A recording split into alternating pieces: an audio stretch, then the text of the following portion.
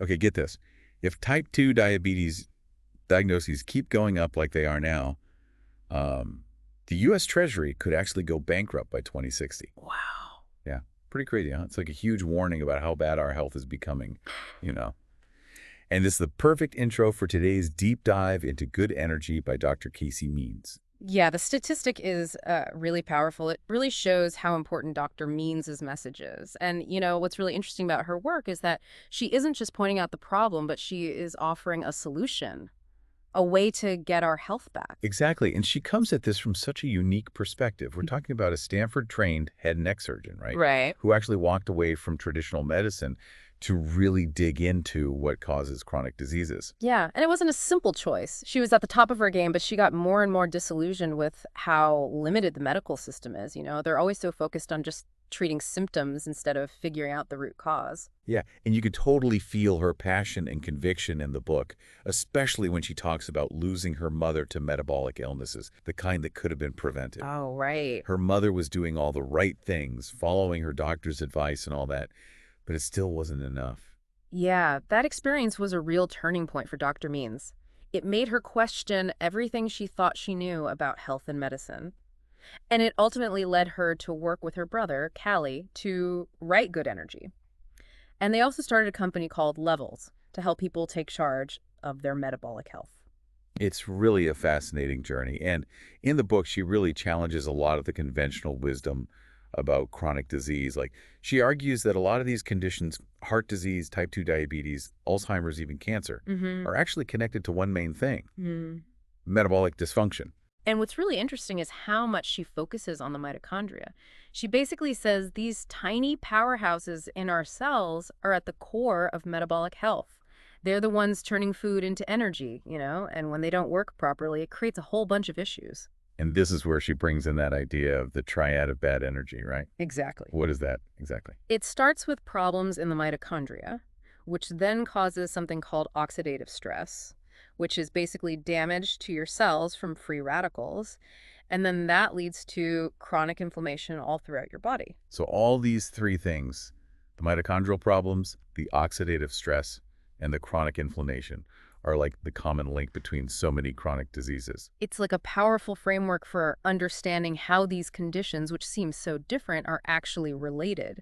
And it really shifts the focus from treating each symptom separately to tackling the root cause. Okay, so let's break this down a bit more. You said that mitochondrial dysfunction is at the heart of this problem, right? So what exactly causes our mitochondria to go haywire in the first place? Well, Dr. Mean says it's a mix of things, like what we eat these days, not moving around enough, being stressed all the time, and being exposed to toxins.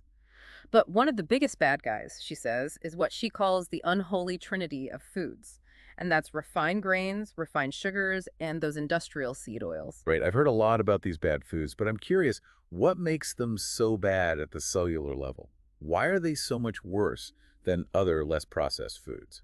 That's a great question. Let's take refined grains, for example.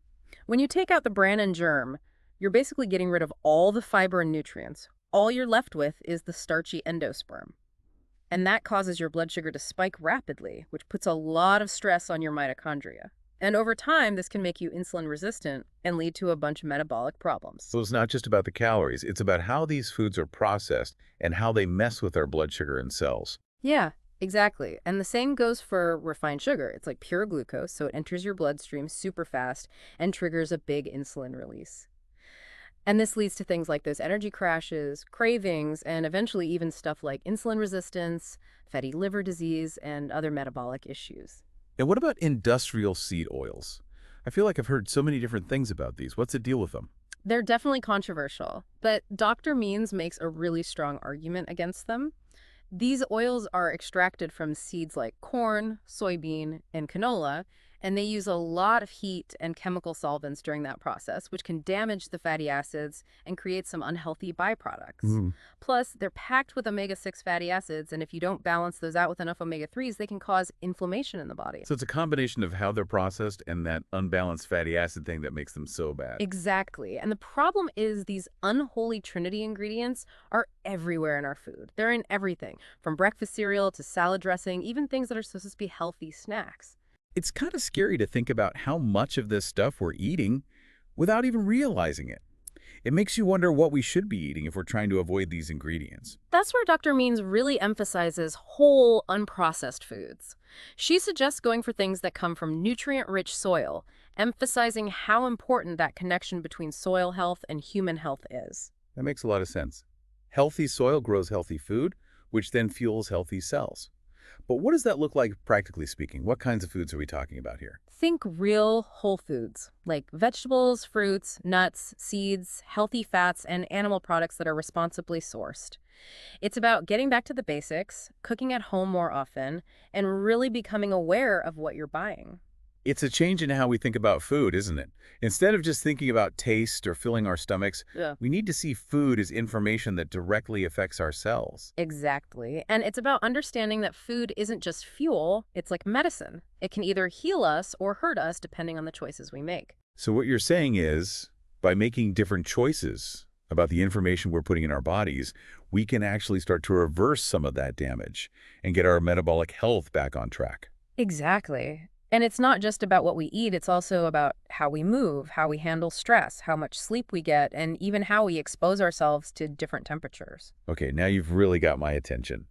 Let's talk more about those other pillars of good energy, starting with movement. Yeah. What does Dr. Means say about exercise and how it impacts our metabolic health? Well, she argues that we rely way too much on just like planned exercise. Yeah. We got to get back to moving throughout the entire day, you know?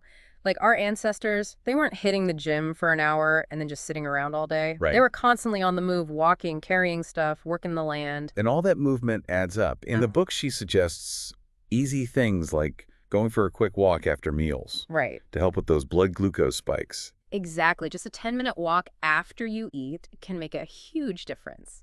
And then there's this thing called NEAT, non-exercise activity thermogenesis, that she says is really important for weight management and metabolic health. Okay, for those who might not know, what exactly is NEAT? So NEAT is basically all the movement you do that isn't like a formal workout. Things like fidgeting, walking around your house, taking the stairs instead of the elevator, even things like gardening or doing chores count. Gotcha. All those little movements tell your cells to stay active metabolically, which is super important for burning energy and making sure those energy stores don't turn into extra fat. So it's not just about those super intense workouts, it's more about finding ways to move our bodies throughout the day. Exactly, and finding things you actually like doing, things you can keep up over time. It shouldn't feel like a chore. Okay, we've talked about food and movement. What about those other pillars of good energy that you mentioned, like stress and sleep?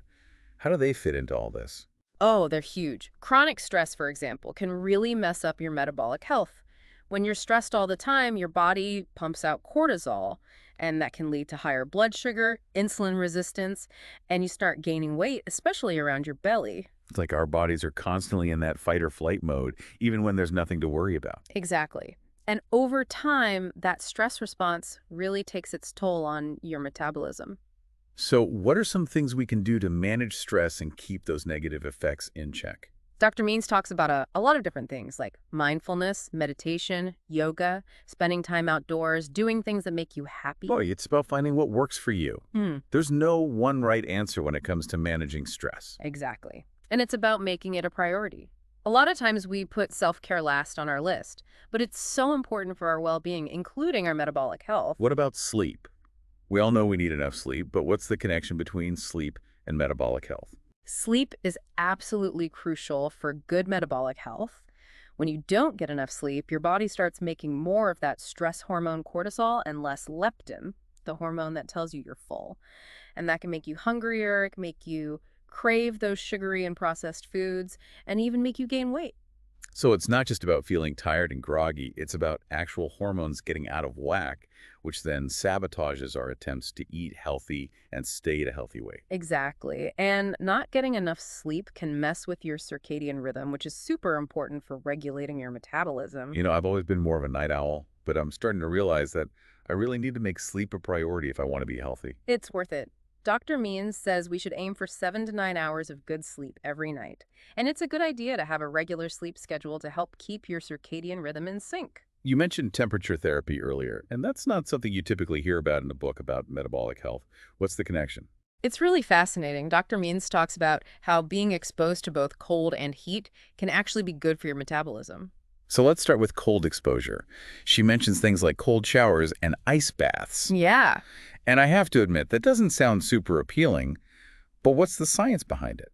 Well, being exposed to cold temperatures has been shown to activate something called brown fat. This is a type of fat that actually burns calories to produce heat. It also helps create more mitochondria in your cells. So it's like giving our mitochondria a workout, which then boosts our metabolism. Precisely. And even though it might not feel great, even short bursts of cold exposure can be really beneficial. And what about heat exposure? How does that play into metabolic health? Well, people have been using saunas and hot baths for relaxation and to detoxify for All ages. right. But now research is showing that they can also make you more sensitive to insulin, reduce inflammation, and even help you live longer. So it's about using both cold and heat strategically to kind of challenge our bodies and get those metabolic adaptations going. Yeah. And it's about finding what you like. Some people might love cold showers, while others would rather just chill in a sauna.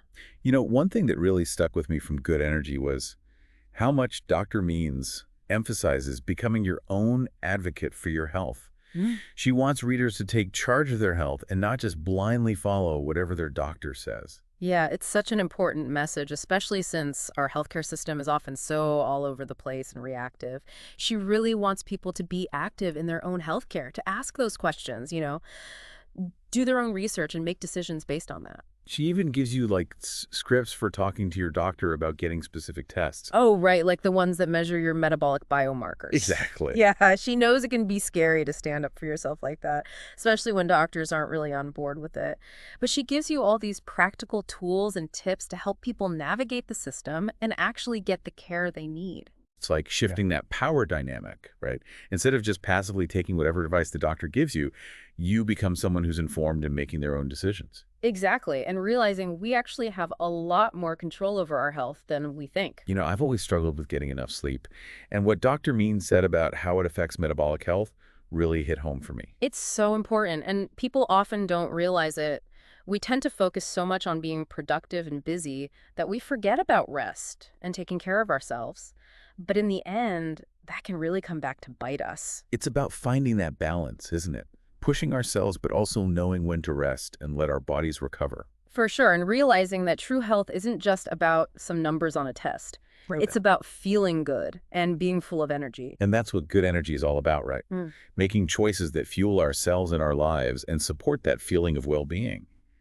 Taking a holistic approach to health, where we see everything is connected and understand that what we choose really does affect ourselves.